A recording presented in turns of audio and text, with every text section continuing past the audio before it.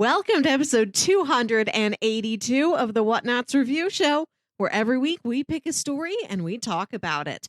This could be a movie, TV series, anime, manga, comic book, audio drama, all kinds of entertainment. We watch it, read it, listen to it, and then we come back here and talk about it. My name is Melissa Wilkinson, and I am joined, as always, by Kyle Springer. I have the black lung, Melissa. I am happy to be here. I have been very sick this past week.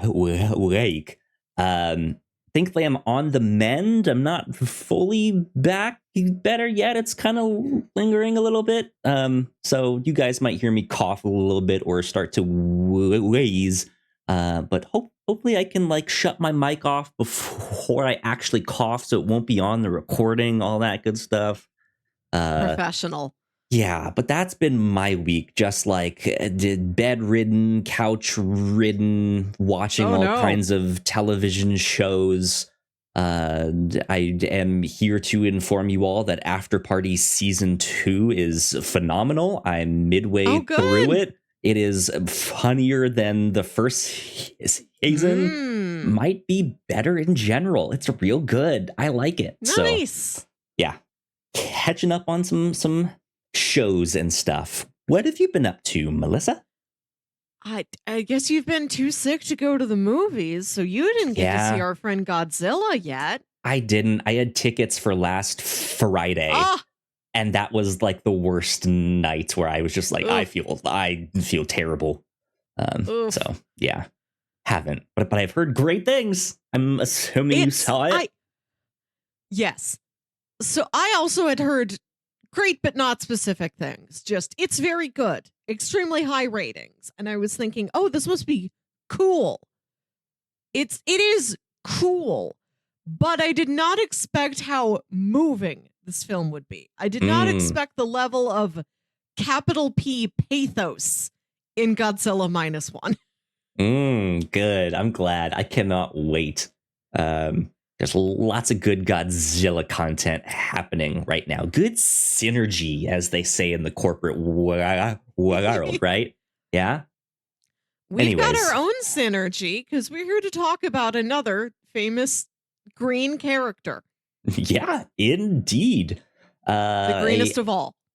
Yeah, not Hulk. We are here to talk about The Mask. Ta-da! Melissa, you are holding up the DVD of The Mask. Truly, a DVD. This is one of those cardboard boys with the little plastic lip. For the audience, let me describe the DVD to you. This is part of New Line's Platinum series. I bought this on discount for $4. On the front cover, it's that picture of the Mask from the poster with the hat over his eyes. Jim Carrey is the Mask from Zero to Hero. And his dog Milo is on the cover with a thought bubble over his head. And his thought bubble, he's thinking, in quotes, fantastic fun. I'm glad he really thinks his own movie is fun. And then there's an asterisk after it. And on the back cover, the asterisk leads to a very, very small piece of text that attributes this to Pia Lindstrom, WNBC TV. So he is thinking in the thoughts of critic Pia Lindstrom. Fantastic fun. Is Pia Lindstrom somehow... Is this a meta commentary on the media? How does that relate to the dog's role in the film? I don't know. Let me read you the synopsis from the back of the DVD, please. Jim Carrey, parentheses, liar, liar, Dumb and Dumber, stars as mild-mannered bank clerk Stanley Ipkiss, who discovers a mysterious ancient mask that brings his innermost desires to wild, screaming life. Now, together with Cameron Diaz, parentheses, a life less ordinary, my best friend's wedding, and his sidekick Milo, does not specify that Milo is the dog you see on the front cover. Just a sidekick. This wisecracking green tornado is taking Edge City over the top, but not taking Edge City over the edge, which feels like a given. in this romantic action comedy that will leave you, capital S, smoking. And then there's a picture of the mask, and the mask also has a thought bubble over his head, and his thought bubble says, interactive menus. Yes. Just what I wanted in my DVD. I love a DVD that's so proud to be a DVD. Because, like, have you heard of DVDs? Do you know what they can do? This promised both widescreen and regular full-frame versions of the film. But I could not get to that in the menu. I could not find where it was. And I don't know if old remotes had a button that you could just click to switch between the two, but new remotes do not have those. Is it the kind where you can flip the DVD? Oh my God, is that one it? is on one side and one's on the other? What does the disc look like? Like, is there anything it's printed one of those. on it? It's one of those. I've not seen one of these in so long. I forgot that was an option. I had to watch The Mask in like a box on my TV. So like, I guess I put it in on the full screen side, and it knew it was too low resolution to fill up my so it was like extra 4K small TV. Right. So it's like I'm looking through a tunnel at The Mask. No. But I don't know. It didn't feel wrong. I don't think there's any wrong way to watch The Mask. Right, yeah. Man, this movie, I tried to describe what my recollection of this movie was last week when I picked it. I didn't really pick this. You gave me an option of a red movie or a green movie, and I picked green. Yeah, and it happened. And I'm to like, be you know The that Mask. one Jim Carrey movie where he's green that you watch around Christmas time? We're not watching that one. We're watching The Mask. Indeed, yeah. I don't have a memory of myself watching this movie at any point in time, but I know I've seen it. You must have. You're alive. I if I hadn't, does that mean I wouldn't be alive? What is that? I don't know. It's part of like the presidential physical fitness exam. Like right. It's that ingrained in 90s Check. children. Do a sit and reach. Watch The Mask. Flexed arm hang is up next. You're a real 90s kid now. Yeah, no. Like I know I've seen this, and I could quote it. Like I knew all of the smoking. Like I knew all of that stuff. I knew that he had a dog. I knew that there was that whole like bank scene where the guy like keeps having to is like, I can help you, and they just go to Stanley Ipkiss instead. Like I remember so much of it, but I don't have a specific memory of ever consuming this movie. Like you don't remember like where you were or who you were with. It's like when you bought your first iPod and there was just a U2 album already on there, and it was just like, wait, what? I didn't buy this. You came pre-installed with The Mask. Yeah, absolutely. Now we were a Mask household. We had this on VHS. This is why I bought like the cheap $4 DVD at a local used video store, because I'm like, well, I can no longer. I don't have a VCR anymore, but I must have a Mask in my life. I need my those brother interactive and I watched this menus. a lot, and when I think back to VHS tapes I had as a child, because my parents weren't the sort to just like collect everything, like, oh, we'll just like automatically, if we see the new Disney movie in a store, we'll buy it for the kids. Like we didn't have everything. And in my adult mind, I look back on my childhood and I'm like, why did we have like one thing and not another thing? Why are we an Aladdin house and not a Little Mermaid house. And I'm like, I know we had The Mask because my dad liked the soundtrack. This is Melissa's dad music. The Royal Crown Review, that was popular in the house, stuff adjacent to it, like a Tower of Power. This was the first time I heard a song in a movie that I hadn't heard before. And my dad just already had it on like the original CD that it came on. Like, I'm like, it doesn't exist exclusively within The Mask. He's like, no, like a band did it like years ago. I like that band. And so we would just make him play Hey Pachuco for us as children. Good stuff. That's so wild that we have such like different like histories with this movie. It's interesting. I am excited to talk about it. As soon as I turned this on, as soon as the music starts, I had such an immediate, like, deep emotional reaction to it. It called to me. Good stuff. Good stuff. Yeah, I enjoyed rewatching this. It's a pretty straightforward, simple movie. Man meets mask. Yeah. Man puts on mask. Man does things with mask. Man takes mask off. The end. I mean, but it is. It's a pretty straightforward movie. It doesn't really overstay its welcome. It feels very much like a 90s movie. I also don't think this, like, I remember this being funnier too. And I didn't find it as funny as I thought I was going to. I still laughed and had a great time. I thought it was funny, but not as much as I was expecting.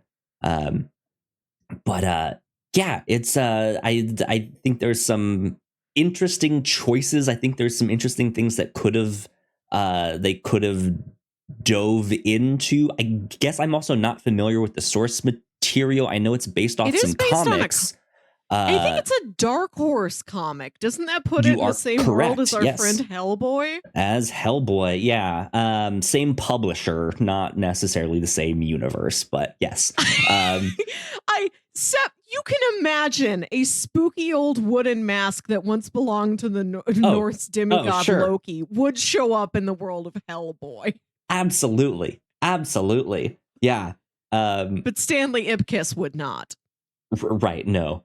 But it's interesting though that it's a Dark Horse comic, and yet this movie, what it references the most is like Looney Tunes and like cartoon, like Warner Brothers style cartoons. And I just thought that was interesting, and I was trying to figure out what, if anything, the movie had to say on that connection. Because it seems to be a mask that grants its wearer's like deepest desires or dreams. It's not entirely clear, but it manifests itself differently depending on who's wearing the mask. And Jim Carrey's character, Stanley Ipkiss, is always just trying to escape into these cartoons. He doesn't like his landlord. He has kind of a dead-end job. He's a nobody. He works at a bank. I think there's a guy above him who's like the CEO's son. In that regard, he has a dead-end job, but like he works with a friend. It's mostly in terms of his relationships that he feels like his life is at a dead end. He's a real sweetheart and like kind of a pushover.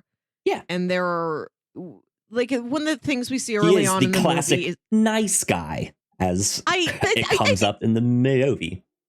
Not in the way that we use it today. I think he sincerely is like one of the first things we see him do is he buys these concert tickets. These like really exclusive concert tickets for a female coworker he is friendly with. He's like, yeah, I'm looking forward to going to the show with you. And she's like, oh, my friend is in town. She really wants to go. Can you get a third ticket? And he's like, oh, no. Like, it took everything I could get, to get these 2 tickets. And she's like, well, my friend really wants to go with me. You'd be such a sweetheart, Stanley. Thank you. And he's like, okay, enjoy the show. Yeah. He's a pushover for sure. But that's the thing, is when he puts on the mask, is he becomes this cartoonish character, not necessarily a comic book character, but as we see throughout the movie, his facial expressions, all of the stuff that he does where his eyes go out of his head, his heart comes out of his chest. It's all the stuff that he sees on these cartoons. And so, yeah, I was just kind of looking at that, trying to see if there was any kind of deeper examination of that. I don't think there actually is, but I don't know. It was still fun. It was still good, right? I don't know. I don't know its critical thesis on Tex Avery, except for that was in the zeitgeist in the 90s. Looney Tunes were big. Mm-hmm. This sort of nostalgia of that era was big. It doesn't seem out of place that this guy is just like an old school animation nerd, kind of a goofball. He doesn't really have other goofy things about him. It's not like he's got like a giant prop toothbrush in his apartment, like in Pee-wee's Big Adventure or something. Like, it doesn't seem like he's he doesn't seem like he's a kook in any other ways. He just loves his Looney Tunes. Yeah. But also, like, he seems like he's like animation cells on his wall or something. Seems like an adult enthusiast, an adult fanboy, if you will. Yeah. Right. Stanley Ipkiss is no different than you and I. Yeah, absolutely. Yeah. He feels relatable. Yeah. He is the kind of everyman. But yeah, he puts on this mask and becomes this green-skinned maniac that just kind of wreaks havoc. Whether he knows he is his or hands not, still look the same. That's true. Yeah, it is just his like head, because his neck is also still like it's. But yeah, he's just kind of out of control is the thing. He is the titular Tasmanian devil, where he is just this whirlwind that comes sweeping through, and he gets the girl. He knows how to dance. He can dodge bullets. He can stretch. He can do all sorts of stuff. I don't know. He just goes on a crazy adventure. And that's kind of it. It's super simple. It's good. It's fun. Yeah. Gets the girl, stops a robbery, becomes Cuban Pete. There you go. Yeah. Absolutely. Cool. I don't have anything else to add to like synopsis stuff or like spoiler free thoughts on told us. Yeah. Yeah. Right. So there you go. We will take a quick break for housekeeping. And when we come back, we will dive into the film a little bit more in depth. So we will be right back. Here at the Whatnauts, we make multiple different shows, and a lot of hard work goes into making them, so we would love it if you check them all out. If you enjoy our shows, patreon.com/thewhatnauts is the best place to show your support. For just $1 a month, you can get early access to episodes, and at our $3 tier, a Patreon exclusive podcast, The Pilots Club. Oh. You can even get a shout out and What thank you on most of our shows at the $5 Sunday do you tier. think we'd do And the if you're one of our Grand patrons already, thank you so much. It means the world to us. You can find out more information on our website, thewhatnauts.com, as well as your favorite podcasting platform of choice. When you type in the Jack Whatnauts, and I were all just, of our we shows gotta will find a pop time up to go right see there. Wonka. Just don't We forget to simply give us a must. nice rating and review if you like the shows. You can also find us on YouTube and Twitch for video versions of the shows, trailer reactions, and live streams. And lastly, we have merch. If you want to grab yourself a shirt or a hoodie or a mug or something else, head over to thewhatnauts.com/store to pick up some merch today. All right, we are back. A big shout out To our Patreon supporters, if you are a Patreon supporter, yes, thank you. We love you a lot. It means a ton. Over on the Pilots Club, Melissa, you and I just got done recording our Pilots Club on Unicorn Warriors Eternal. By time this goes up for the public, for everyone, that will already be up. So you guys can go check it out. Be on the lookout for that. That's Gendy Tartakovsky's newest cartoon. You guys can check it out on Max. It's an interesting one if you are into animation and all sorts of different styles, from manga and old Max Fleischer cartoons and Speed Racer and Betty Boop and Dexter's Lab and all sorts of stuff. There's tons in there to look at. But yeah, right here on the review show, last week we finished up our coverage of Hellboy.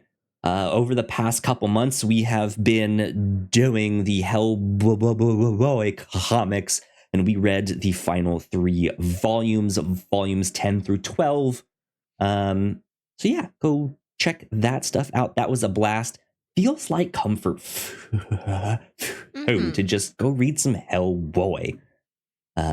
So go check that stuff out. Over on the Captain's Log, Melissa, let's see, what did we talk about last week? I got to talk about Hitmonkey. Melissa, you got to talk about Saltburn. We also got to talk about Yuki Tsunoda's Fast and Furious Day in Formula One. It was great. We have some fun on that. I recounted a nightmarish Thanksgiving, almost ended my Thanksgiving story. So go check all that stuff out over on the Captain's Log. Next week on the Captain's Log, though, is our Rotten Tomatoes movie prediction game. That's going to be a blast. So be on the lookout for that as well. Over on the Reactor Core, we got spoiler casts up for Loki Season 2 and the Marvels. We also have a trailer reaction up for Good Burger 2. Go check all that stuff out. Yeah, indeed. I still haven't watched it yet. I don't have Paramount Plus at the moment. But Melissa, you saw it. You saw the final thing. It's burger-tastic. What can I say? I'm still confused about Burger Children, but anyways, that's about it for our housekeeping. The last thing that I do want to mention, though, is in mid-December, we will be doing our end of the year Grand Prix, as we are now calling it, the Whatnauts Grand Prix. It's our end of the year retrospective celebration. This will be out on all feeds. So no matter what podcast of ours you listen to, it'll be out on all of them.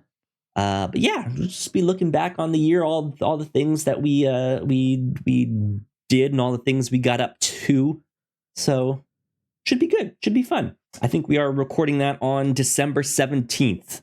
So be on the lookout for that, which also means next week is the final episode of the review show for the year. So yeah, be aware. Be aware of all of that stuff. Beware. Beware. Yes. It cool. says beware, but well, that is about it for housekeeping. So without further ado, let's get into spoilers on The Mask. All right. Melissa, where do you want to start with this one? Actually, can I mention something? Yes. First here, not actually about the movie, but I feel like you're in the perfect outfit for this movie. You're in a shirt with like 2 colors right down the middle. Yes. So it's this like duality, a mask, no mask, right? Good stuff. Am I Stanley? Am I the Mask? Good also, choice. It reminded me of Garth Brooks and his big color block shirts. So I've just got a 90s vibe going on here with my straight down the middle Harvey Dent look. Thank you. There you go. Indeed. If only I indeed. had like loudly patterned pajamas I could have worn. Right. Yeah. Yeah. Or Let's a start bright with those yellow then. Suit.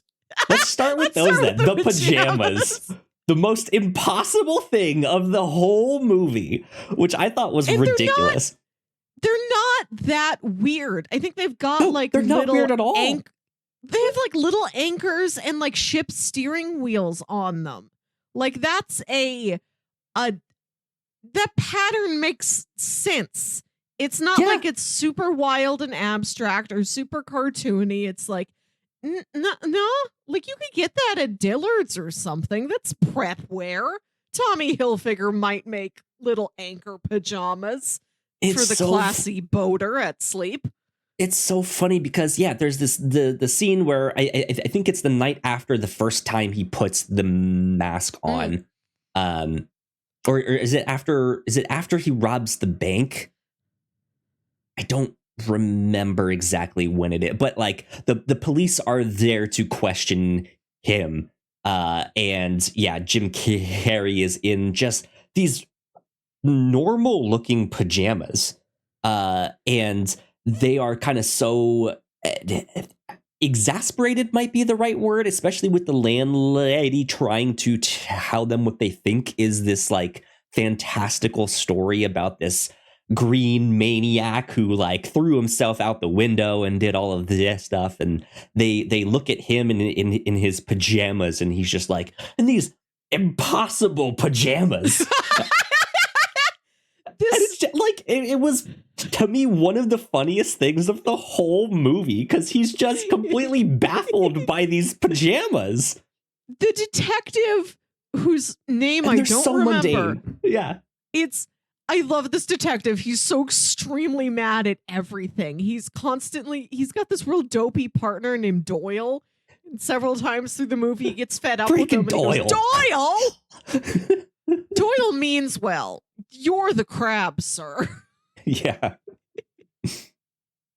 Good stuff. But yeah, I loved that he's just completely fed up with these pajamas after seeing them once. His day is ruined. Yeah. After seeing a mildly busy pattern. He can't handle it. Yeah. And then he like a part of them like tears off and is left at the scene at some point. So Stanley puts on the mask when he's like at home in his pajamas at night. Then he swirls around. He turns into the mask. He goes to rob the bank because the mask doesn't play by anyone's rules. Somebody shoots at him. A piece of his tie, like the mask's tie, comes off, but then once it's separated from the magic of the mask, then it just turns into a scrap of Stanley's pajamas. And he's just like, impossible. It's so ridiculous. He's like, only one man in the city has these. He doesn't imagine like, well, what store sells them? Who else may have bought them? He's like, just one weirdo I've ever seen. Only Stanley Ipkiss. Exactly. Excuse me. I want to talk about how this is Cameron Diaz's first film role. Is it really? Yes. Wow. They just saw her walking out of a modeling agency and they're like, her? Is it her? And I think she did go through, I was reading some IMDb trivia. She went through several rounds of auditions, which I guess makes sense if you've never formally acted before. But she gets the "and introducing" credit. And I'm always happy when you see one of those in an older movie and it's like, you did introduce us to that person. That paid off. Yeah. Way to spot him. Interesting. And her introduction in this movie, she is playing hot girl. Like the hottie of your dreams. The lady in red. She steps into this bank. Right. She's coming out of the rain. She's like shaking water off of her hair. She's wearing this like tight red like cocktail dress just to go to the bank at 4 p.m. She makes Stanley Ipkiss and his friend so horny that there's 2 rack focus shots on them just gazing at her. It's really over the top, but also it's like, and not to objectify her, but like she truly arrives in this movie fully formed. She is so gorgeous. Yeah. Like, this is ridiculous, but I can't say it's not true that she is one of the most beautiful people I've ever seen. Yeah. Did not know that this was her first role. Interesting. That's really, really cool. Yeah, I mean, she was great in this. Of course, it is a 90s movie. She's not the damsel in distress. Not so much. She is not more than she has to be. The love interest is maybe better. This is a thing that I think the movie does in an interesting way. That you find out she's the girlfriend of the gangster. She's the traditional gangster's moll in the old film parlance. And Stanley also meets this pretty, but in a slightly mousier way, reporter. And you could look at this movie in another way and imagine, oh, hot girl will betray him. Cute but sweet, book smart girl. She's the real one for you. The one who's been there all along. Way. Like, right, yeah. Right. No, she betrays him, the reporter. And she's like, look, I gotta get the story. I need the money. My condo's not paying for itself here. I can't move. I had to sell you out. Like, she's not vindictive. She's just like, that's the way it has to go. Them's the breaks, Stanley. Sorry. I didn't make this economy. Yeah. But like, from that perspective, yeah, it's twisting that kind of narrative and flipping it on its head. But the movie is also playing the like nice guy narrative, where he wrote into the magazine, I'm Mr. Nice Guy. I always finish last. Like, I always hold the door for everyone. I do this, I do that, right? And how come I'm still single? And it is also playing into the like, and the nice guy will get the really super hot, the smoking hot girl at the end. And it's just like, well, that's also maybe the male fantasy there showing its head in that way. Just an observation with that. He is also a nice guy in matters outside of romance. Like, you see him with his landlady who comes in and screams at him, and he's like, you know what?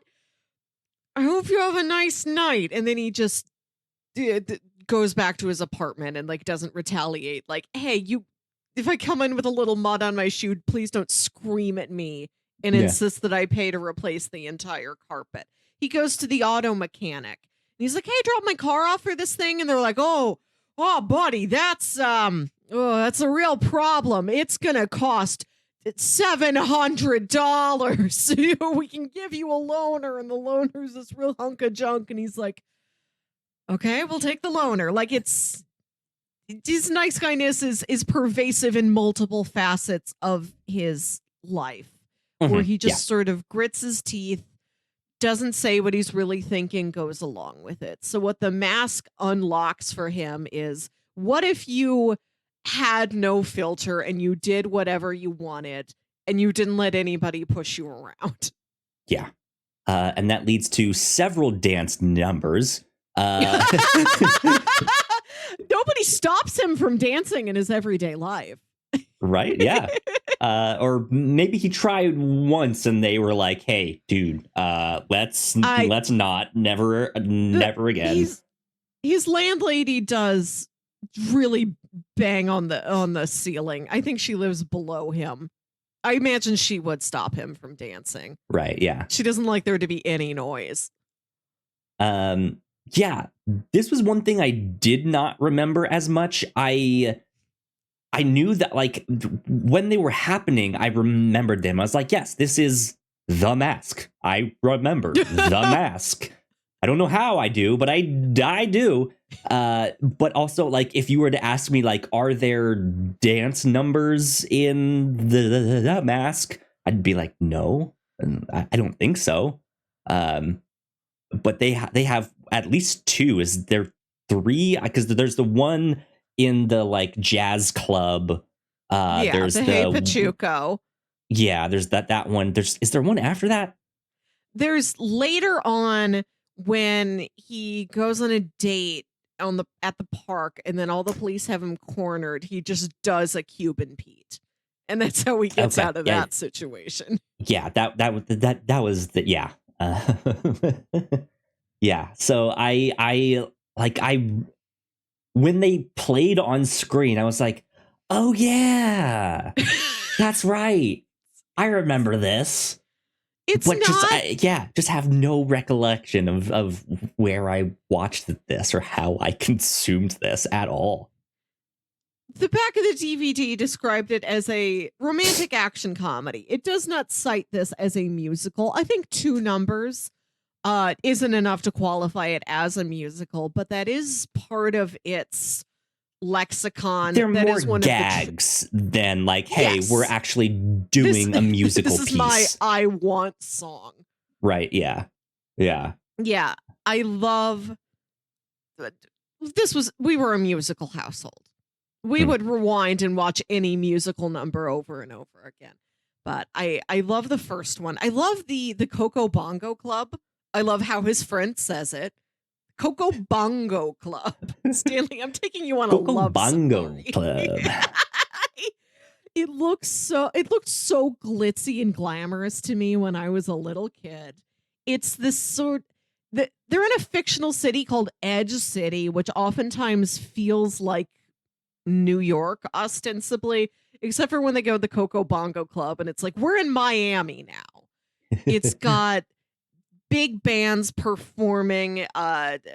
Tina, Cameron Diaz's character, is there as this torch singer singing these sultry songs. She does sing. She has a whole musical number where she sings a song and he dances with her. These dances where it turns cartoony and he's like throwing her up in the air and spinning her around like a frisbee.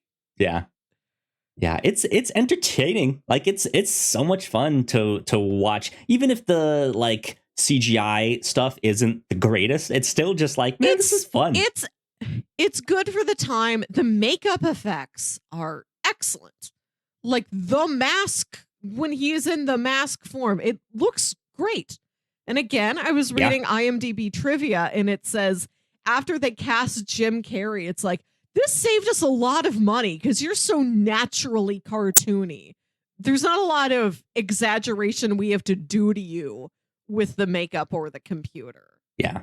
They just had to be like, let's like from home, put you in a bald cap and then maybe accentuate your brow somehow. And like, he's already got the incredible bone structure and the perfect teeth. The big and then mouth. He turns into the mask. Yeah. Right. And then he's just more bone structure and more teeth. Apparently, they had the fake teeth that were only supposed to be for dialogueless scenes or action or whatever. But Jim Carrey learned to talk around the fake teeth. They're like, okay, just wear them the whole time. Yeah, I guess. I don't know. It is one of the finest performances of the 90s. I was aware of Jim Carrey as the larger star. But, like, I've never seen Ace Ventura. I think I saw part of Liar Liar on TV. I've seen Ace Ventura. I just saw Dumb and Dumber for the first time, like, 2 years ago. Like, this was my Jim Carrey. Primarily was interesting. Because I think he's so much funnier in a number of other things. I think this is a really skilled performance. I can tell he's having so much fun. He really comes through all of the wackiness. Like, he has to do so much in this. Wear the makeup, act against the dog, you know, like do all these crazy stunts and dance numbers.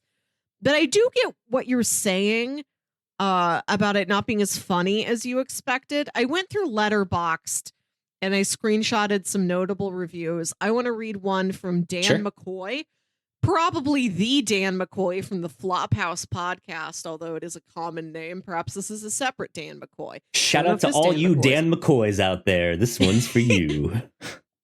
This review, 3 stars, says, I almost respect The Mask for never quite figuring out what it is. Yeah. Is it a comedy? Sort of, but it's not actually that funny. Is it a superhero movie? It borrows the structure of one, but mostly just as scaffolding. Is it a zany tribute to Tex Avery cartoons? Sometimes, and that's when I like it best, I think that's really the main problem, pacing. This begs for a zany Roger Rabbit treatment, but as much as I like director Chuck Russell, he doesn't seem to have the madcap spirit needed to make this totally take flight. I don't know. Like I said, I'm kind of torn between appreciating the wild tone and wishing it would commit more to one thing. Which I guess is true. There is a stretch towards the third act where they catch him and they put him in jail and he's not the Mask for a while. And you do miss seeing the Mask. Having the dog jump around isn't quite enough. Yeah, I think I would agree with what they wrote on that. That's the thing is like I was trying to figure out like, okay, I know this is a comic, like it's based off of a comic book. I've never read it. I don't think I've ever actually seen it. And I'm a huge comic book nerd. I go to my local comic book store all the time. All that. Like, I don't think I've ever seen it. Yeah, there's never a Mask omnibus. Right. And like, I'm sure you can find it easily. But still, it was just like, I'm so not familiar with this. And like, I just don't know what the comic would even be. There is a Mask omnibus you can buy. It's like $23 on Amazon, but I've never seen it in a store. Find it easy, is what I'm saying.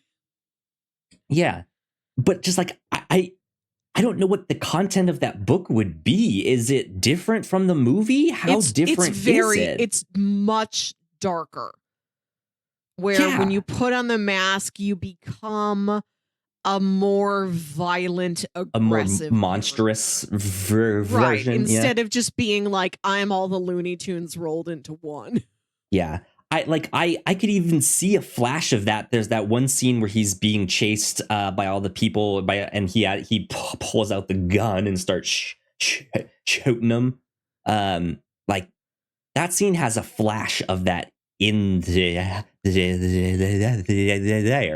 And I like that stuff, but they just didn't go down that road.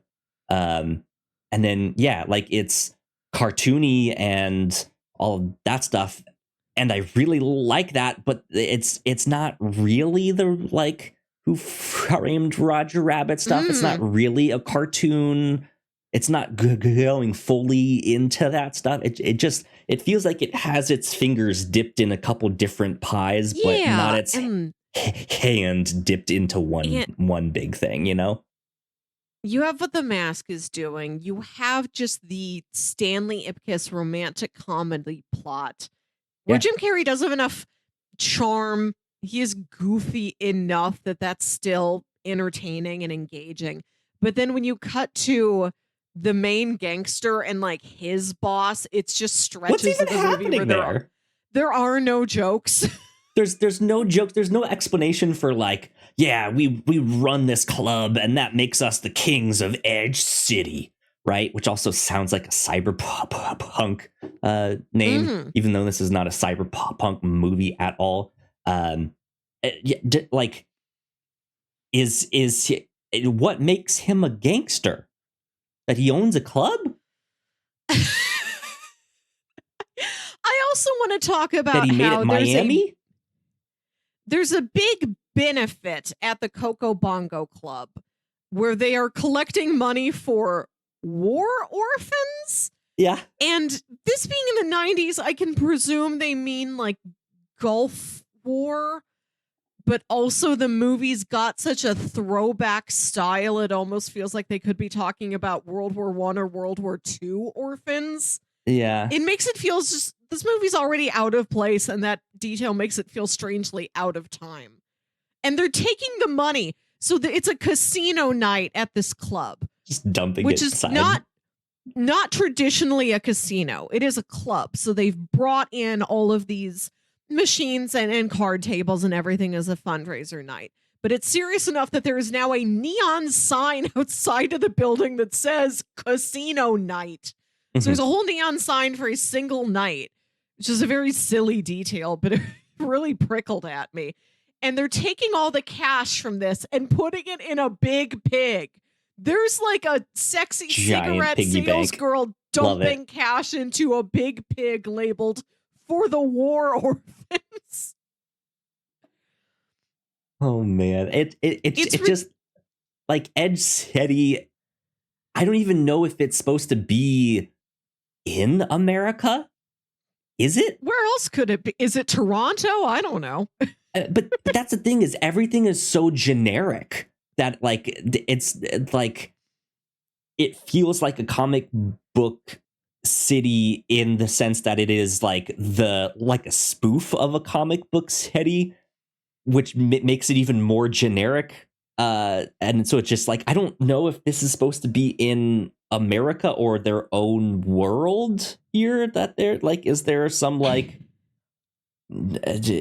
inner city somewhere else, like on the other side of the globe? Is there beach Edge city? City it's a city that truly acts like it is the only city that has ever been. And you barely get the sense that there's even a suburbs outside of the city. It is a purely city. Nobody comes from anywhere or goes anywhere. Edge City is the name of the planet. Is actually what it is. Like Coruscant. Right, yeah. The whole planet's one city. No, but like, it's hard to picture where it is, or if it's supposed to be like, is that supposed to be New York, or is that supposed to be Chicago or Miami? I don't know. But yeah, it does make the whole place just kind of feel out of time and timeless. Watching it this time, it struck me how much this feels in the same space as the Sam Raimi Spider-Man movies. First off, the bank where he works just looks a lot like the bank where they go to ask Joel I did McHale have that for a loan thought. in Spider-Man 2. Yeah, maybe it's the same set. I don't know, but it has the same heightened version of reality, even outside of the literal cartoonishness that the mask gets up to. Kind of heightened, kind of campy. Whatever aesthetic it is that those Sam Raimi Spider-Man movies have, where they also feel like they are from another time. This movie's the golden age comics. Yes. I guess that's not something you can tie really tangibly to comic books, but in a very abstract way, looking back at movies of this 10 or 15 year period. There's Tina also falls for the mask, like the mask kisses her and she's like, wow. But then when she's talking to Stanley Ipkiss, she can like see that he's the mask. She's not like outright hinting at it, but she's like, I like you. I would like to get to know you better. And he's like, oh, would you like to meet my friend, the mask? I'm sure you really just want to meet him. Yeah, I happen to know the guy. College roommates. Right. It's just like the Peter Parker pretending he has a working relationship where Spider-Man allows him to take photos of him. Yeah. This really does feel like a primer for Spider-Man. Looking back on my childhood, I don't know if I would have liked the Sam Raimi Spider-Man movies as much as I did if I didn't. You hadn't seen something like this. Yes. Interesting. And there's even more stuff from this era that I didn't see until later on in life, like Dick Tracy or The Rocketeer. Yep. Maybe even like that Phantom movie, that Shadow movie, stuff I still need to get to. Of this 90s and early Tim Burton's Batman. this 90s and kind of up through the early 2000s, pretty much just in Spider-Man, look back at like the 30s and 40s, sometimes in a very literal way with Dick Tracy, and sometimes in a more sort of abstract way where you're like, I don't know, there's just like a guy wearing a wide pinstripe suit. Yeah. And everything is sort of a golden glow to it. Sometimes it's all you need, just to have some fun, you know? Indeed. Something I do want to note about the visual design of this movie is when you see Stanley's apartment, I looked at his bed, and his bed has like teal sheets and red pillows, which is such a weird color scheme. It looks strange. And later, when he turns into his Cuban Pete persona, which I have a lot of questions about that. Like, what is the song? Where did the song come from? Why are you Cuban Pete? Is Cuban Pete another, like, sub-nested within the mask identity? Yeah. How many of you are in there? That's the color scheme he's wearing. The Cuban Pete outfit is teal with this, like, red border on the big ruffly sleeves. Interesting. And he wears primarily wears the yellow suit as the mask, and then he's got the yellow frisbee that he's thrown around with Milo.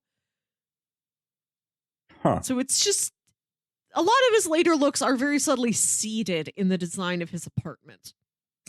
That's interesting. I don't think I noticed that. I was, as you started to mention it, I was wondering if it was a reference to anything in the like animation that I saw, the cartoons he was watching, or is it something to even be like, man, he like the green when he has the mask on, the green is just so bright green, like it lights up the room. It is so bright. It is neon. It is guacamole. Right. It is lime. It's not actually like giving off light or lighting the room, but it is so super saturated that it like you can see him in the dark. Yeah, like I'm wondering if there was some kind of like color correction going on, or like, hey, we have to shoot it like in this lighting condition, or to do this to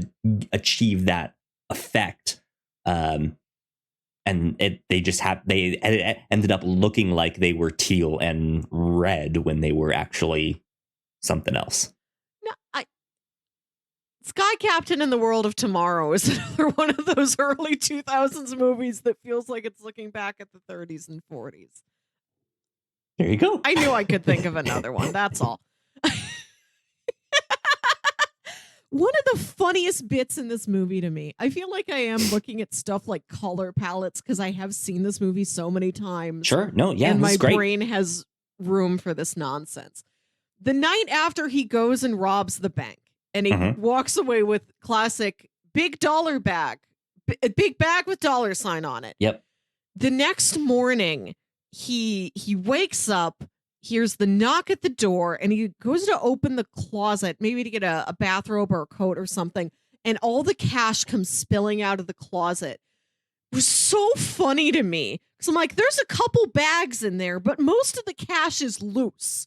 Why is the cash loose? He like emptied them out into the closet and then shut the door? I don't understand. Right. So he left the bank with the cash in bags. He did not leave with it loose. He takes the bags to his apartment. Even if he then dumps out a bag, swims around in the money, why doesn't he would either put the cash back in the bag or leave it where it was. He wouldn't just shove loose cash into his closet. It makes the least sense. The mask didn't do that. Why would the mask bother to clean? Why is it there? If it was just the bags, I would have no problem. But the piles and piles of loose cash. Let me ask you this. what if the giant bags with the money signs on them are also a manifestation of the mask? They are cartoonish. They were there. They are cartoonishly Ooh. big. They are what you see in the cartoons. And so even though he stashed the bags in the closet, when he takes it off, the bags just kind of disappear. But some of them are still there. If there was no bag, I'd fully support you. But there is still some bagged cash. I don't know. It's not like he literally took a bag and also manifested a cartoon bag. And there's other stuff in the movie that does feel really exaggerated, like the big pig full of cash for war orphans. That makes me believe that maybe this is a world where when you're at the bank, cash is just stored in a bag with a dollar sign on it. I mean, they do make a joke about hiding some money in the giant mattress that's in the back there. We never even saw what was in the vault. What if there is? What if there legitimately is, and it's not even a joke? Everybody at the bank is so horny. There's just a giant bed back there. Yeah, hey, you want to go roll around on some money? Right, everybody goes back there to screw on the cash mattress that all of Edge City's money is in. Yeah, exactly. There's a bit where the mask comes upon a street gang. I love a diverse 90s street gang that belongs to no specific real world gang. Yeah. There's always one girl in it. Yeah. Never more than one. One girl only. She's making moves. Good for her. Right. He's doing the bit with the balloon animals. And when he goes to pull a balloon out of his pocket, he pulls out a condom. And he's like, whoops, wrong pocket. And then he pulls out the balloon and he makes the balloon dog.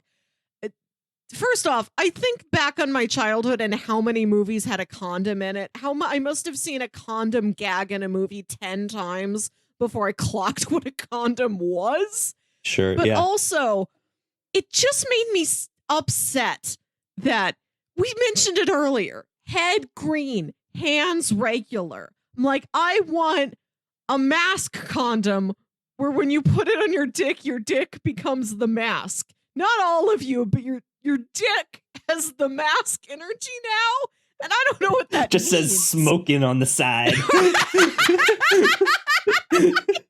It turns green. Maybe it can do like wild Plastic Man stunts. I don't know, but now I want to see it. There's two. You either watch The Mask having no idea what a condom is, or you watch The Mask wanting to see a mask dick. There's like very little space in between your two mindsets when you see this movie. I mean, that absolutely is the question that comes to mind when you think of like heroes and stuff. And it's like, wait, Superman's an alien. We haven't really seen him naked yet. Like, what is Lois dealing with, right? What is it like to screw the mask? Right? We must know. We'll keep it in the vault. No one will know. Yeah, man, it's such a bizarre movie because there's so many details like that. About like what's happening or weird things in the world that's going on. And even like the way that the movie starts with this mask kind of being uncovered in this, they're like pulling it out of not a shipwreck, right? But like a magma just the crater. River. Yeah, and it just starts, but it looks like it's some like undersea like Titanic dive. But yeah, when it floats up, it's just in the it's in the East River in New York, right? It's just like, what is happening? I want to read another segment of a Letterboxd review. I don't have Scumbelina is the name of this Letterboxd user. Scumbelina. These are the things that are most memorable or profound about The Mask. Did the diver who opens the chest containing the mask die? Yeah. The dead body floating in the river really scared me. It was very body. The mask's yellow suit is the most amazing thing I've ever seen, but especially the tie. I want to touch his face because it looks like putty. Cuban Pete is the only song in the world. The dog wearing mask scene is an underrated dog moment. It's a special treasure. Yeah. I agree with all of these.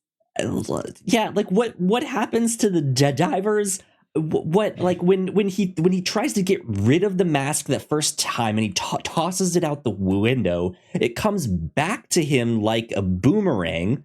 So what makes it wants him right? But then what makes it different at the end of the movie when he throws it and it goes into the river? He doesn't need it anymore. He's emotionally moved past his need for mask. The mask knows when you need mask, and it knew he didn't need it anymore. I mean, I guess. I don't know. I want to talk about how when he first puts on the mask and it kind of like warps his face, like it's like magnetized to him. It's pulling towards him, and as he tries to pull it away, his face like smears towards it. It's genuinely creepy. Briefly, but genuinely creepy. The like almost body horror when he becomes the mask. And then later, when the bad guy becomes the mask, when he is like yoked to heck, his shape is entirely transformed. He's so severe. Out there looking like Lou Ferrigno. He's so scary looking. And I did like that. I'm happy that the movie had space to illustrate to us. Oh, that's what Stanley looks like when he puts on the mask. Right. Yeah. The mask reveals your innermost thoughts. And this guy's thoughts are nasty. So that's why he looks like that. Milo's innermost thoughts are, I'm a dog. So I put on the mask and I just look like a dog, but I'm green. Yeah. Yeah, it's interesting then that the dog also didn't have like thoughts of like, where's my bone or food? Fantastic and like fun. Right, yeah, fantastic fun. That's all he thinks about, and so he just remains the same dog. Milo's a good but boy. no, to go back to the effect, the mask effect, that was also something that stuck with me about the mask, from having probably seen it when I was younger. Is that effect, like the one thing that did scare me about the mask when I was younger is the fact that he had a hard time taking it off. Like he would struggle to get it off, and it is almost like this mask is possessing him. And as we learn later on in the movie, this is a mask that Loki, the trickster god, used to have, and so that's why like it has this effect, and who knows what. But that was all like.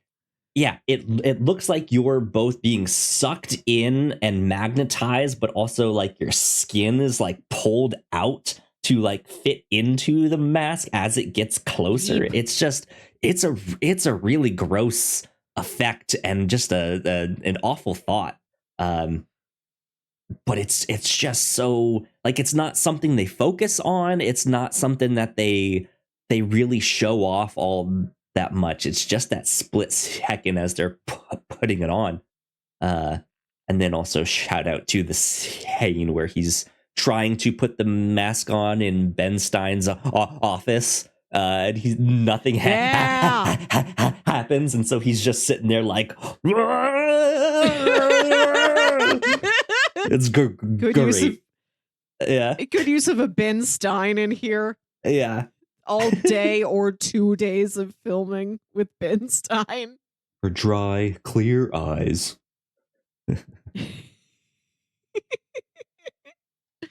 Anyways, good stuff. This was fun. I want to briefly mention a bit of artistry in that. Sure. Yes, please. Scene at the end when we go to the not the Copacabana, the Coco Bongo Club. and they're having the casino night benefit to put the cash in the big pig for the war orphans. When the camera is panning around the floor, showing you like the party scene and the big pig and the gamblers and Stanley's friend flirting with cigarette girl and all that.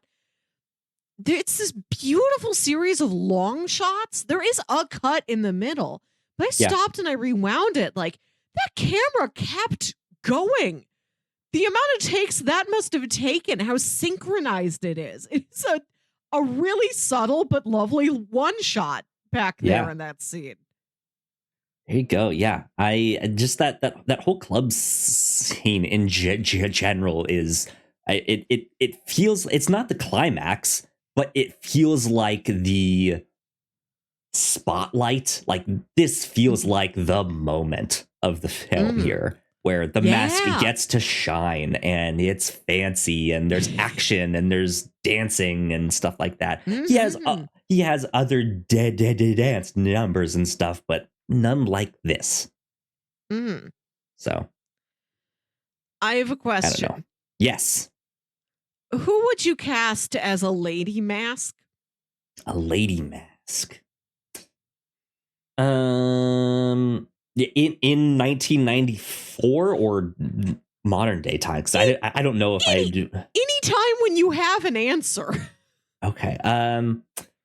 Who would be? All right. So if I don't know exactly what happened to her with all the drugs and stuff, but if Amanda Bynes hadn't gone all down that road, I think she would have been a good one to potentially do a mask. I see that. I'd love to see her red hair against a mask green face. Sure, yeah. It's visually great. Yeah. That's a nice answer. My answer is Kate McKinnon. Kate McKinnon. There you go. Okay. I'd love to see anybody try it. There was one of the letterbox comments I saw that was like, why do we have two men masks and dog masks, but we never got lady mask? Cameron Diaz never put on the mask. Right. Yeah. There was a sequel called Son of Mask. That's what I was where just a baby about to mention. A baby put on the mask, and the mask was now played by Jamie Kennedy. I've never seen it, but I saw it also has a song and dance number, at least one. And I saw that out of context once, and it felt truly unnerving, truly disturbing to watch, whatever that number was. Yeah. Oh, man. According to Wikipedia here, Nintendo Power offered Raiders a chance via sweepstakes to win a cameo role in the film. I wonder if that actually happened. No. I was also reading this on IMDb because this was when they were originally trying to get Jim Carrey to do a sequel to this, and he declined, and years later they did the Jamie Kennedy version. But I read that in Nintendo Power they had to write a retraction, write an apology to that sweepstakes winner. Like, we can't get you in The Mask 2. Yeah. Sorry. It says Carey eventually bailed on the project, forcing, amongst other things, Nintendo Power to give the winner of the contest the equivalent cash value instead. What's the equivalent cash value of a walk-on cameo in The Mask 2? I don't know, right? And then Son of Did Mask it come in was a big dollar sign bag? Right. Son of the Mask, I guess, was then in 2005, so almost a decade later, which is kind of wild. And apparently that is considered one of the worst films ever made. So sure, there you go. That makes sense. It also had that cartoon, and I think the cartoon had Taco Bell toys. It did. I do vaguely remember that. Never watched the cartoon, though, and I'm sure of that. But I remember it being around. Yeah. But I can't picture like any actual episodes or picture a character besides The Mask and Milo. I don't know who else is in it. Yeah. What does he get up to? It felt of the same ilk of like the Beetlejuice cartoon. Yes. anyways, that's The Mask. I don't know if I have much else to say. You have something else? Final thing to say. One final Letterboxd review. I saved the best one for last. This is just from Luke, and it says 2.5 stars.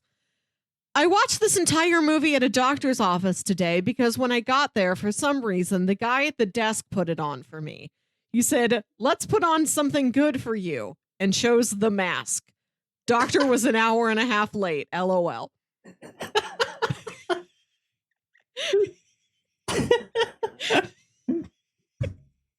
Okay.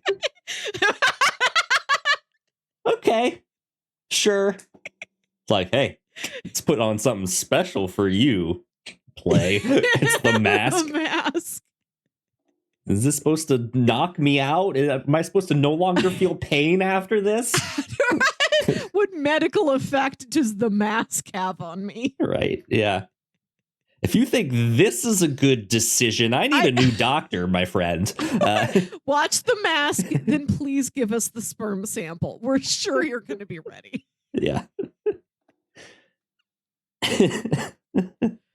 Good stuff. Good stuff. Okay, well, let's see here. Let's take a look at bingo. Let's see if I can now, pull this when you up mentioned earlier screen. that I pitched you red movie and green movie, my goal was that each of these movies would cross off something in our bingo sheets, besides just also being abstractly Christmas themed. Yeah. I picked The Mask because it would finally give us big puddle splash. When a character is already down on their luck and then a car drives by and splashes a big puddle on them. Indeed. So yeah, I can finally mark that one off of my list. I don't did you already have that one on here?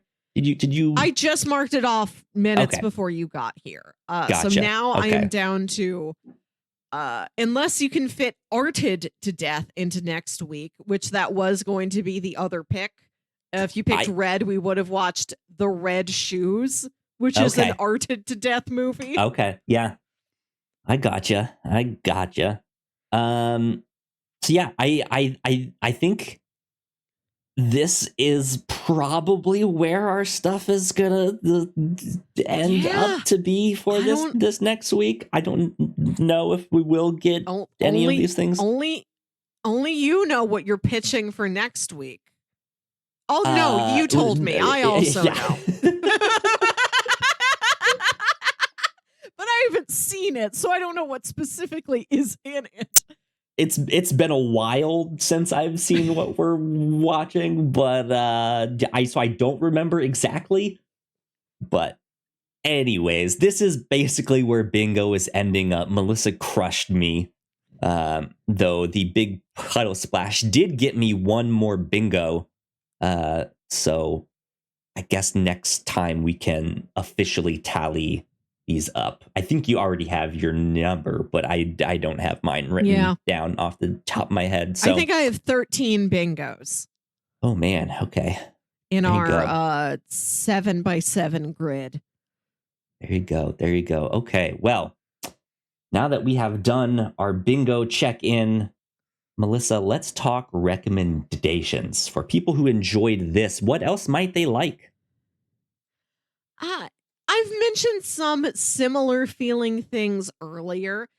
Have you ever seen that Dick Tracy movie? I have not. But I know of it.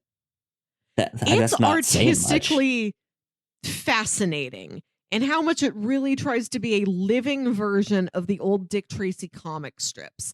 Like, the movie was designed in only 7 colors. The 7 colors the comic strips would have been printed in. So everything is like bright, bold, primary. All the goons that Dick Tracy is fighting. Dick Tracy's still wearing the bright yellow trench coat, just as he did in the comics. His girlfriend is still named Tess Trueheart. They didn't try and make any of this stuff natural or normal. And all of the goons have these grotesque faces and names. Like there's a guy named Flat Top whose head is entirely flat. Yeah. Like it's all stuff like that. They look like Garbage Pail Kids or something. I recommend Dick Tracy, but also I say it is the one movie. I've never watched a movie in my life that is an ostensibly a normal world. I mean, it's not like a dystopia. It's not a war movie or something. This is the most quote unquote normal movie I've ever seen that I would never want to live in. Like, I'm sure I would have a fine life. I'd live in a city. I'd be comfortable. Dick Tracy's taking care of all the crime, Good thing your name's not Flat Top. You wouldn't have a flat head. There's something so unnerving about this world to me. Yeah. I can see it's so stylized that it's almost uncomfortable because it's stylized but then brought to life. Maybe it's the fact that it's set in the 40s and I don't feel comfortable imagining myself in any time before TV. Like, sincerely, Gotcha. you are not catching. If I have a time machine, I'm not going anywhere past like 1955 when I can go home and turn on my little 12-inch box and watch the Jack Parr show or whatever. But I recommend Dick Tracy.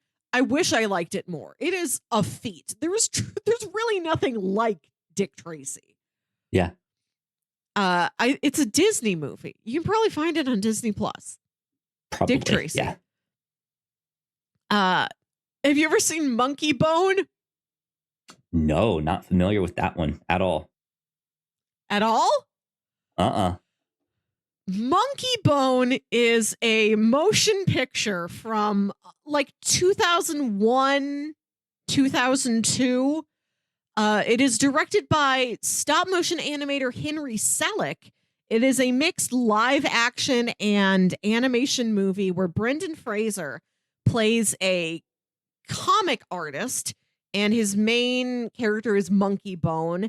And he's getting concerned that he's started to like sell Monkey Bone off to like too much merchandise and things like this. He's like, oh, have I sold out?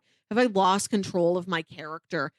And then he gets into an accident and falls into a coma, and he goes into this dream world where Monkey Bone is real, and there's all of these bizarre creatures and characters around him. And then he has to like escape from this coma world because while he's in the coma, his like conniving sister is going to sell away all of the rights to all of his properties so that she can cash in on the merchandise money. It's never heard of that. I don't know if it's good, but again, it's fascinating. And like the animation and the visual design of it is very skilled. Huh, okay. Interesting. Tagline for the movie, get boned. Monkey Bone. Love getting boned, right? Yep. I kind of want to buy this poster on eBay. It's very funny. Brendan Fraser, Chris Kattan, a little claymation ape, get boned. That's funny. Just talking about other larger than life 90s characters, gotta shout out my boy Austin Powers. I'm going to a screening of Austin Powers at the Alamo Drafthouse on Friday. I'm very excited to see him in a theater. I've never gotten to. I only know him on home video. Nice. And while we're talking about masks, I also I will behave. I will be quiet and respectful in a movie theater. Yeah. Thank you. Silence your cell phone. Like the 2-part episode of Goosebumps, based on the book by R.L. Stine, The Haunted Mask, about a very shy girl who is easily scared by other kids at school, and she goes into some creepy new Halloween store and she wants the scariest mask they have. She's like, I'm tired of getting picked on. Give me the scariest mask and then I'm going to scare those bullies. And then she puts on this weird green mask and it gets stuck to her face and she can't take it off and she's becoming a different person. There you go. It's interesting. Perhaps the strongest of Goosebumps. It's a really lovely 2-part episode. Next Halloween or anytime, please watch The Haunted Mask. Cool. Good stuff. Well, like we kind of mentioned earlier on in the episode, yeah, you some some Sam Raimi Spider-Man stuff would be good recommendations that you guys can go check out. I'm even trying to think of like what comic books I would recommend if you want more of that like cartoony superhero city wild antics. I would say go check out The Tick. I think we covered The Tick on the podcast. Season one of the Amazon Prime version of The Tick with Peter Serafinowicz and Griffin Newman. We did. We covered that way back on episode 97. So yeah, that was season 1 of The Tick from Amazon Prime. I would even think Elephant Men would be a great one. It's like a crime noir / war story, but it feels very much in that like same gritty 90s comics era, even though it's not from that era exactly. Just in some interesting art in that stuff. If you want to get more into like pulp heroes like The Phantom, which you also mentioned the movie of that one, or Doc Savage, I guess that's more like adventuring, but like the Phantom and stuff would be in there. The Shadow, Green Hornet, he's green. Yep, that's a great one. I would recommend some of that stuff. I have seen the first of the newer Green Hornet movies that I had. What's his name? Didn't think it was Seth Rogen. What do you mean the first of them? Didn't he do only 2? Make one? I thought he made 2. I don't think so. I could be completely wrong. I don't need to look that up. Who cares? I would love if you proved it to me that Seth Rogen made another Green Hornet. Okay, let me see if I can look this up here. Seth Rogen. Because if he didn't, I really want to know what you're thinking it was. I don't know. Let's see. All right, where is this Green Hornet? Yeah. Wikipedia. Here we go. Location release. Reception. Oh, here we go. Canceled sequel. 2020 that no sequel would be forthcoming since the movie did almost 250 million and was actually very well liked, but we made the movie for too much money. One, we made it in LA for certain reasons, and 2, we decided to go 3D. That added another 10 million. Yes. If I had done it in a tax rebate state and not in 3D, it would have been considered a huge financial success. But it wasn't, so we're not. Yeah, you get a sequel is often green lit based on how successful it is, not in dollars earned, but in dollars earned versus dollars it took to make it. So that is an interesting look behind the scenes. And he's like, I filmed it in the wrong place, and I had to make the thing 3D. And Kato had to punch you in your face, and that's why we never got a second one. Yeah. Cameron Diaz is apparently also in that one. I don't remember that movie well enough to confirm that, but according to Wikipedia, she's also in that one. So yeah, if you want more Cameron Diaz in a comic book related movie, you can also watch the Shrek movies if you want to hear her being green, kissing a green man. If you were upset that she didn't put on the mask in this one and that she could have been green, yeah. Also, other great green Jim Carrey performances. There is Ron Howard's Dr. Seuss's How the Grinch Stole Christmas. Yep. And Batman Forever, where he's not painted green, but he has a green aura playing the Riddler. Yeah, that green suit for sure. Yeah, I think those are some good recommendations and stuff for y'all to go check out.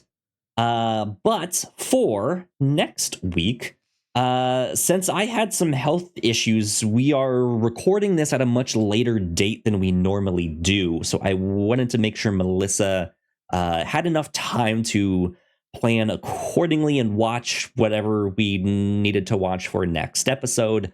That being said, I wanted to go with something lighter and breezier. It's our final episode of the year next week. So I was like, let's do some Christmas specials. That's what I wanted to pitch. So I found 3 that were that I thought were interesting. The first one was one that I didn't really know anything about. This was Who Killed Santa, a Murderville murder mystery. This is that Will Arnett improv show that I don't know if they're still doing that show or not, or if that was like a COVID thing or who knows what. But yeah, it's an improv show. They did a Christmas special on that. Melissa did not pick that one. My second pitch was the Powerpuff Girls. 'Twas the Fight Before Christmas, which this you guys could also have found on Netflix. But yeah, the girls are trying to get their Christmas lists to Santa, but Princess, one of their arch nemesis, decides that she's going to be the only one that gets to give her list to Santa. And yeah, Melissa did not pick that one. But yeah, I also was like, I vaguely remember that. Why not? Let's watch some Powerpuff Girls. But Melissa said no. Instead, Melissa went with pitch number 3, which was Bob's Burgers, Season 8, Episodes 6 through 7, entitled The Bleakening. You guys can find this on Hulu. And in these 2 episodes, Linda decides to throw a Christmas party at the restaurant, but during which some of her favorite ornaments get stolen. The kids suspect Anti-Santa is the culprit.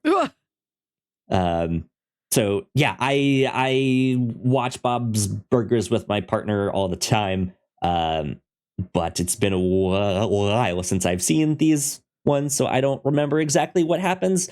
And there's Melissa, a lot of Bob's Burgers. There's there like is, 15 seasons or something. So I get that you don't remember something from season 6. Right, yeah. Yeah. But what made you decide to pick this one here, these Bob's Burgers episodes? I was just thinking that I really know very little about Bob's Burgers for how prolific it has become. I think I've seen like a dozen non-consecutive episodes of Bob's Burgers across its run. I like the show. Sure, yeah. I've just never like really sat down with it before. And I know you've had, there's a great long experience, you two watching it. So I thought, you have a lot you can teach me. And how fun for the two. You got that cookbook. You guys can make a burger. Yeah, I have a Bob's Burgers cookbook. It's fun. Yeah, so that is what we will do this next week for the final episode of the review show for 2023. Once again, that is Bob's Burgers Season 8, Episodes 6 through 7, entitled The Bleakening. And you guys can find those on Hulu. So yeah, just a total of 40 minutes. Some Christmas holiday cartoons. Should be fun. Should be light and breezy. Mm-hmm. It'll be good. Cool. Well, yeah. That being said, I think this basically wraps up our podcast for the week. Once again, be on the lookout for our end of the year Grand Prix, our formerly known as our retrospective, but our Whatnauts Grand Prix, which we will have we'll be recording on December 17th. So it should be fully out to everyone shortly after that. But yeah, should be good. Should be fun. We hope you all have a wonderful holiday season. If you are celebrating celebrating or not, or celebrating multiple things. There's lots to do. Yeah, there's tons. We hope you're safe. We hope you stay warm. We hope you spend some time with some good friends and family too. So we hope you stay cold if you're in the southern hemisphere. Don't forget stay about cool, like Australia and their hot Christmas. Right? Yeah. So yeah, good stuff with that. And that being said, we will see you all next week. Oh, wait, I guess we should do all of our that stuff. Melissa, where can the people find you on the interwebs? I have a Letterboxd at Wilkywit, WILKYWIT. I read more on Letterboxd than I ever post on it, so there's not much, but I do hope to do more. I was just about to ask, are you the newest review of The Mask on there? No,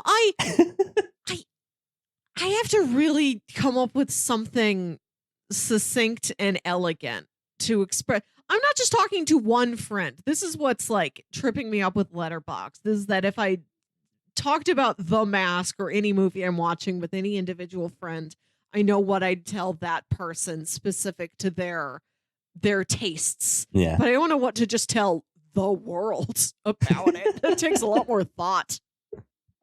Who knows?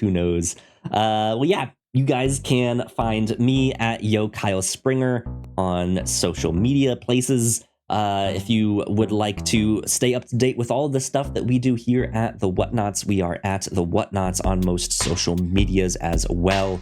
So please go like, share, and subscribe. You guys know the deal with all of that. If you're watching this on YouTube, please go check out one of our other videos right over there. That would help us out a ton as well. This has been number 282 of the Whatnauts Review Show. We will see you all next time. Bye. Bye.